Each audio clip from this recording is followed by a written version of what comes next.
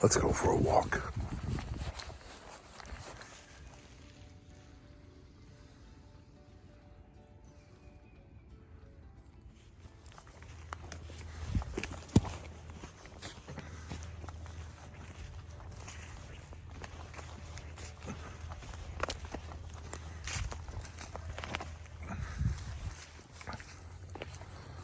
We're going to a spot I like.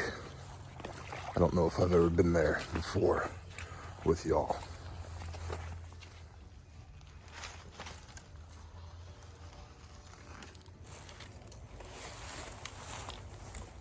You are now on a cedar tree.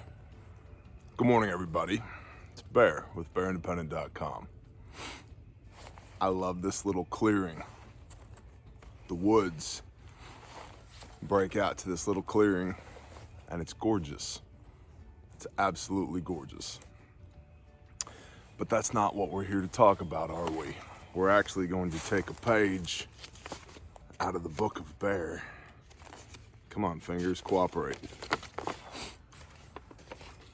And talk about new prepper mistakes. I, at one time, was a new prepper, and I made a lot of these mistakes. And I also now get to talk with and counsel with a lot of new preppers. And I see some commonality here in the preparedness community of people who are brand new to this or are on their first few steps along the path of preparedness. And my hope is that this video can save you a little bit of heartache, some time, and some money. So, first, what is prepping? What is preparedness? Our working definition is stockpiling physical goods, coupled with the appropriate heart set and skill set to use those goods to maintain normalcy for the people that we love. Okay, that's my working definition of preparedness.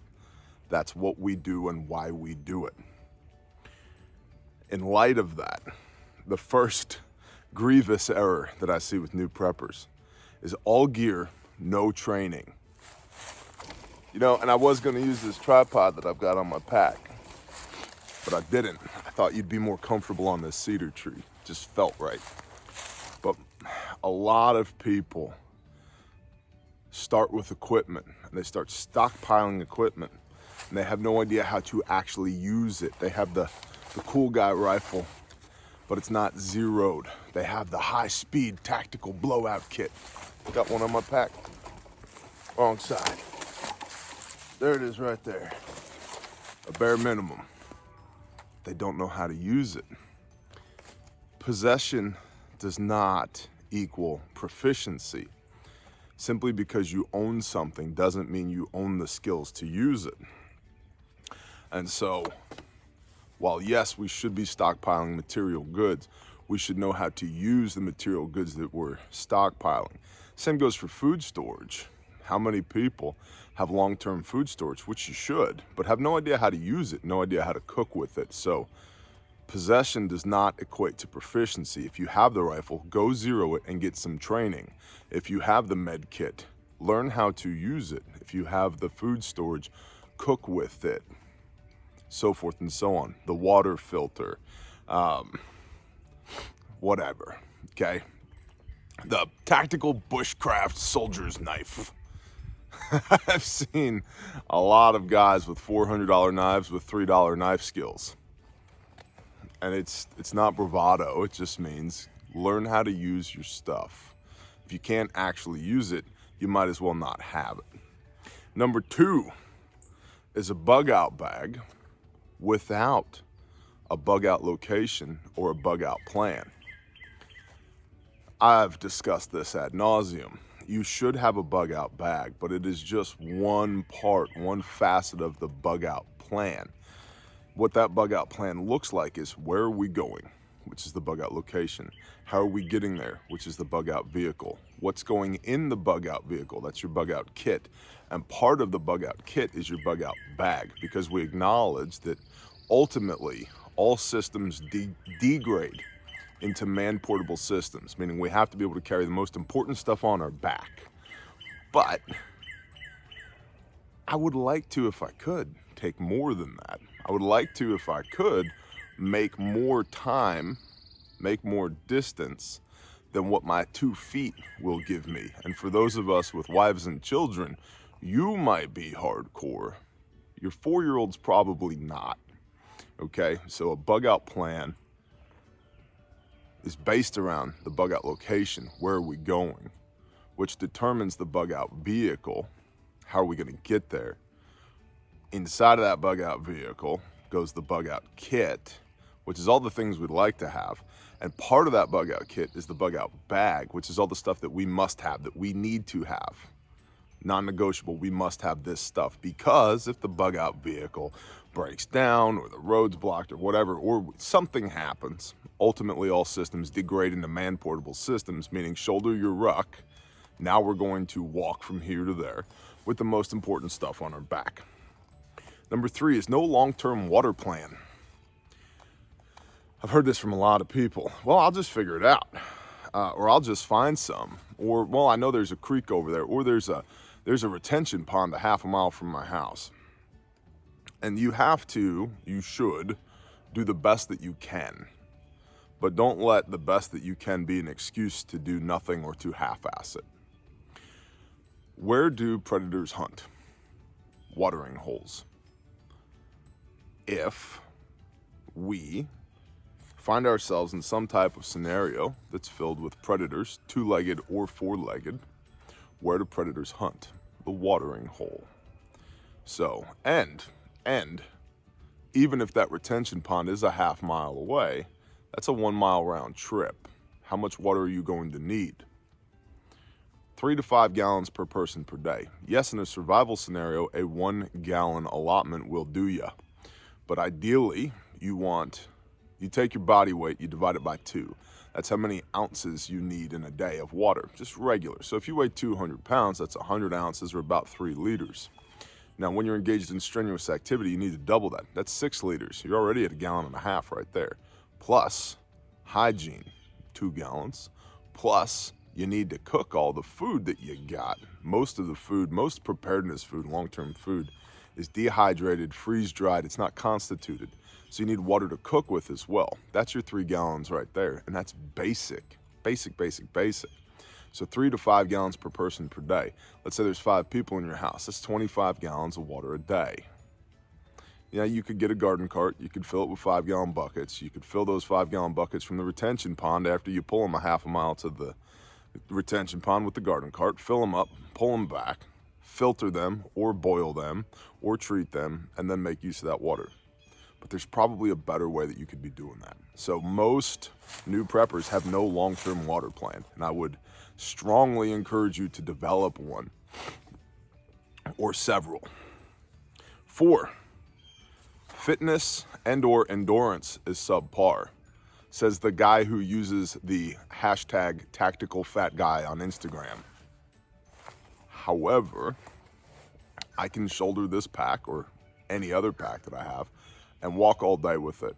And I know that because I do it regularly. And I do it regularly because I'm blessed to live here. If you live in the suburbs, get you a pack that is nondescript, that's not super tactical looking.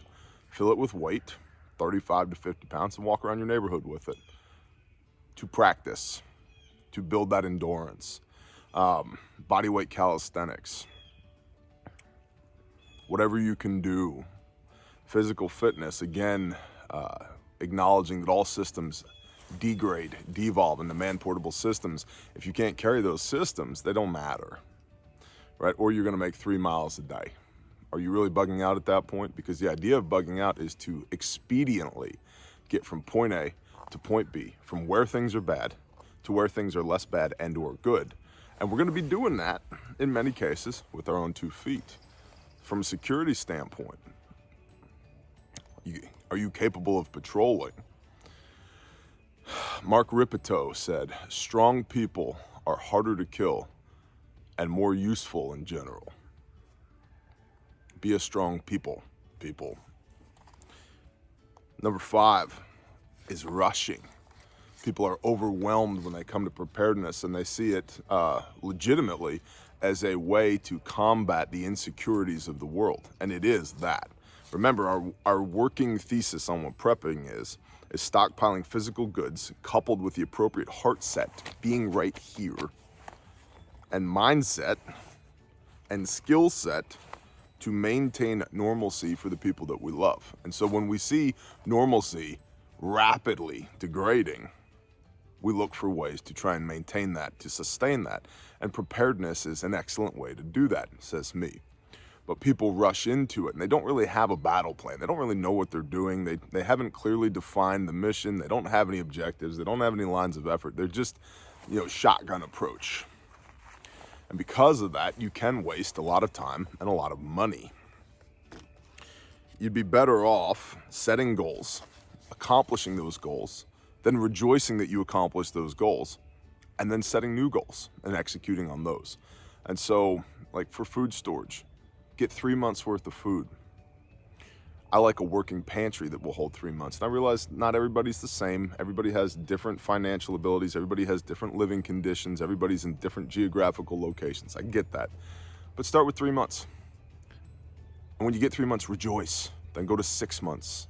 Rejoice. 9 months, 12 months, 15 months, 18 months, so forth. Build that up. It does the body good to pause occasionally and take stock of the achievements that you've accomplished, to look around and go, humbly, I am proud of my empire of dirt. Good job, me. Next. What's the next thing? What's the next thing? What's the next thing? So clearly define those goals. What are you trying to accomplish with your preparedness? And then how are you going to accomplish that? And then accomplish it, execute on it. And when you've achieved that goal, take a moment to rejoice, then set some new goals and achieve those, rather than just rushing headlong into this thing and buying every whiz-bang doodad gadget thing and the cool guy rifle and the ballistic helmet and the this and the that and the $9,000 worth of freeze-dried food. And take a deep breath. It's gonna be okay. Number 6 is no intel and no area study. If you do not understand your operational environment, you will be overtaken at some point by people that do understand it.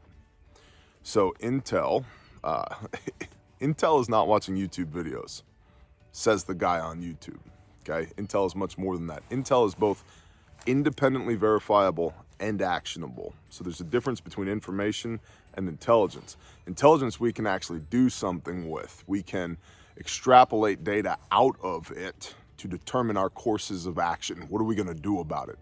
Information is just, did you see that there's a giant ship turned sideways in the Suez Canal? But yeah, I saw it. What are you gonna do about it? How do we make that actionable? Well, that could, and probably will, lead to short-term and or long-term continued logistical issues.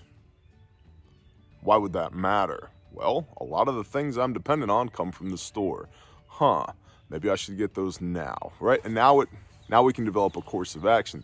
What do I need to get if there's an interruption in the supply chain because of this stupid ship stuck sideways in a canal, right? Now we're taking that information, we're independently verifying it. Yep, it's there. Does it matter how it got there? To a greater and lesser extent, maybe. But how does it affect us? Now we make it actionable, and then we determine courses of action based upon that actionable intelligence. I really, really, really like lima beans, and if that ship's full of lima beans, I better go buy some lima beans, or whatever, okay? So intel versus information. And also your area study. Where are you operating? Who are the good guys? Who are the bad guys in your area? What's the population density? How do you get in and out of your area? I have a video. There's a playlist here called the Prepper Classroom. It's free here on YouTube. It's about 30 episodes that walk you through step by step all the basics of If you're new to preparedness and or need a refresher course, all kinds of things like how much water do I need, Bear, or what is the appropriate amount of food storage, or how much ammo does one actually need, or how do you do an area study? There's another phenomenal channel called Forward Observer, Sam Culper, and he has a multi-part series on developing an area study. Forward Observer here on YouTube, highly recommended. But you need to do an area study, and I would also recommend that you develop your bug out indicators, because this gets back to your bug out plan. When do we execute? When is it time to go? Well, if you're shooting from the hip, you're gonna compromise.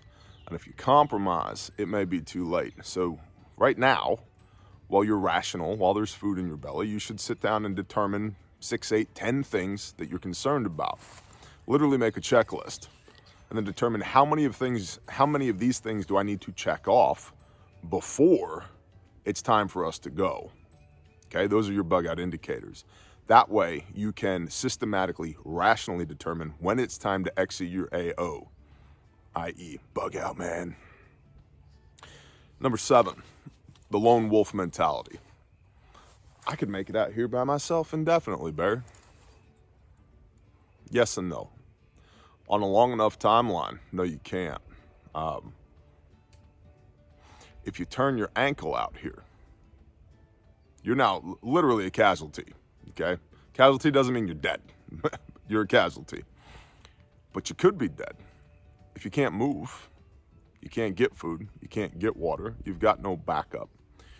This also dovetails into there is no resupply. This is something that we have to onboard as part of our thesis, as part of our ethos of how we operate. There is no resupply. We are our own resupply.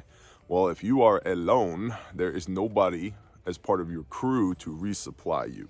So the lone wolf mentality doesn't work on a long timeline. It might work in the short term, but people throughout history have coalesced together in groups because there's strength in numbers. And so I would recommend that you develop a MAG, a mutual assistance group, a group of people that are like-minded, that are all pointed towards the same goal, maintaining normalcy for the people that we love, and that can agree on the metrics and the courses of action that we use to achieve that. Mutual assistance. Because if you turn your ankle out here, it'd be really nice to be able to get on your radio and go, hey, yeah, this is Whiskey 99. I am hard down. My ankle is trashed. This is my approximate location. Please come get me, or whatever, okay? Number 8, the idea that you're going to hunt, fish, trap, scavenge, forage your way to prosperity in SHTF when the poo hits the ventilator. I reject this outright, because if any of us were good enough to hunt, fish, trap, scavenge, forage our way through life, we'd already be doing it. I know 2 people personally that I would think that they could do this for a period of time, a season or 2. And so you need to ask yourself, how long do you think SHTF will last? If it's a season or 2, and you're as good as the 2 people that I know personally, you might make it. Most of us, myself included, are not that good. Most of us, myself included, are preparing for something that's longer than a season or 2, 90 to 180 days. It also is worth repeating that game animals within a year of the Great Depression were hunted almost to extinction. Same thing with fishing. So there's limited resources there. And so if you put yourself out in an environment like this where you're competing against other people for limited resources, on a long enough timeline, it no longer works. Also, I love my family very much. I don't want them dependent upon whether or not dad shoots or traps something in order to eat today. So, we want to be proactive about that. So rather than hunting, fishing, trapping, scavenging, foraging, you need long-term food storage, and I would submit agriculture as well. But that's a different video for a different time. We're talking about new to preparedness here. Number 9, being reactive rather than proactive. Don't panic buy and don't panic sell. Oh my gosh, did you see there's no toilet paper? I'm gonna go to the store and buy 9,000 rolls of toilet paper. Maybe have some of that beforehand. Remember our working thesis, stockpiling material goods. Let's do that before we need them, not after we need them, okay? Ammo is another thing right now. Gosh, if I had a time machine, I'd go back in time a couple of years and buy semi-loads of 9mm and 5.56. I don't have a time machine. I'm sorry. I am not John Titor. I am not Back from the Future. I don't have a time machine. But we can and should observe trends, and we can and should look at what we use every day in our daily life and then extrapolate that out towards what do I think I will need in a long-term scenario, and go ahead and get that stuff now, so that when something bad happens, we have been proactive. We're good to go. We call us positions of strength. We're not being reactive, running to the store like all these people when a snowstorm rolls in the Northeast that all of a sudden have to buy milk and bread and eggs. What are you doing? French toast party at your house? Got it. And number 10. Planning or preparing for unlikely scenarios rather than the most likely scenarios. An example of this that's a fetish in the preparedness community is the EMP. Bear, what are you gonna do when North Korea bombs us back into the Stone Age, man? EMPs and dirty bombs? I'm gonna do what I do now. I'm gonna be me for as long as I can, perpetuating normalcy for the people that we love. What's the likelihood that that occurs? Well, that would be mostly based upon opinion, but I would say that it's far less likely than the winter storm, the hurricane, the tornado, the earthquake, the power outage, the ice storm, depending on where you live. These things happen every day. A lot of people recently learned in Texas that bad things can happen unexpectedly, and it would be good to have a little bit of heat and water and fuel and food put back. Well, that was a freak occurrence. It's still more likely than North Korea EMPing us, says me. What about people that live in Tornado Alley? They know this. Or people that live on the Gulf Coast. Hurricanes, right? They get this. Or in the Northeast, winter storms. Or on the West Coast, earthquakes. They get this. So prepare for the most likely scenarios. I know several people who, because of injury or job loss or a stoppage in earnings, have had to dip into their food storage for 3 to 6 months.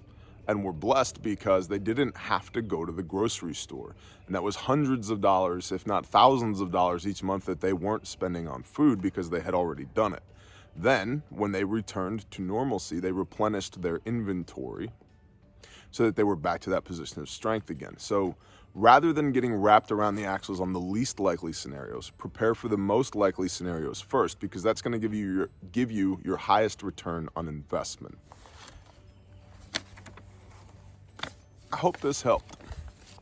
I hope this gave you some actionable information, intelligence to work from for you and your preparedness journey. And remember that it's a journey. It's not a destination, it's a journey, okay?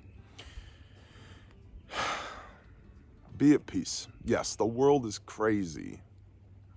That's why we do what we do. We don't want to be part of the crazy.